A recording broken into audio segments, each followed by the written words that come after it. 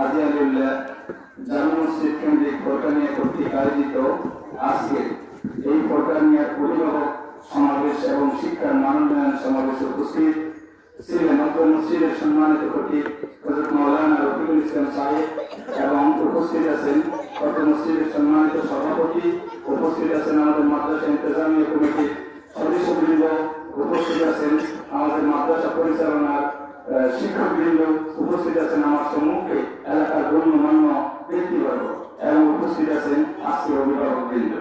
সকলকে অন্তরস্থল থেকে মোবারকবাদ জানাই। আপনারা এসেছেন, আমাদেরকে সময় দিয়েছেন। সম্মানিত অভিভাবকবৃন্দ, আমি আপনাদের সামনে যেহেতু অনেক লম্বা আলোচনা করেছেন, বিশেষ করে আমাদের মসজিদের খতিব সাহেব এবং আমাদের নিয়ামতুল্লাহ সাহেব অত্যন্ত গুরুত্বপূর্ণ আলোচনা করেছেন। আসলে আলোচনা এইভাবে আর থাকে না, দিতে হয়েছে।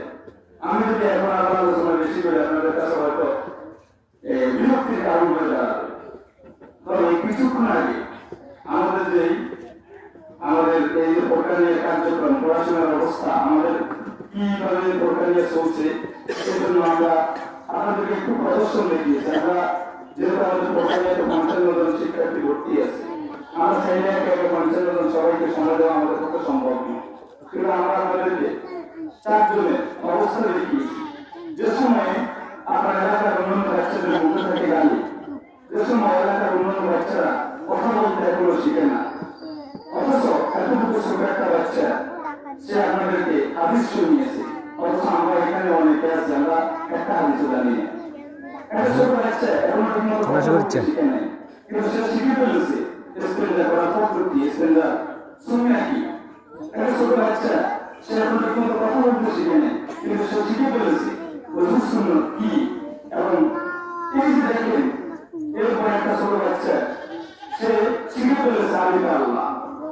তাহলে যে শিশু বাচ্চাটা জীবনের সর্বপ্রথম শিক্ষা হচ্ছে যে আলিফ আল্লাহ, সেই শিশু বাচ্চাটা হাদিসে আছে যে একটা বাচ্চা যখন তার জীবনের প্রথম বাক্য লা ইলাহা ইল্লাল্লাহ মুহাম্মাদুর রাসূলুল্লাহ এই বাক্যটা হয়ে যায়, সে যদি আহাদ আশার আলফা সানা 1000 বছর পর্যন্ত যদি সে যদি হায়াত পায়, তাকে কখনো কিছুতেই কোনো অবস্থাতেই ইসলাম বিদ্বেষী এবং নাস্তিক করা যাবে না। তাহলে আপনারা দেখেন, আমরা হয়তো অনেকেই এই ইহুদি খ্রিস্টানদের সক্রান্তে প্রচারণা করে আমরা হয়তো শিশুদেরকে কেন্দ্রীয় স্কুল কেন্দ্রে গার্ডেন দিচ্ছেন। আমি এটা বিরোধী নয়, কারণ আমাদের শিক্ষার দরকার আছে। তবে এটা ইহুদি খ্রিস্টানদের সক্রান্ত, আপনারা জানেন না কিভাবে সক্রান্ত। আপনারা দেখেন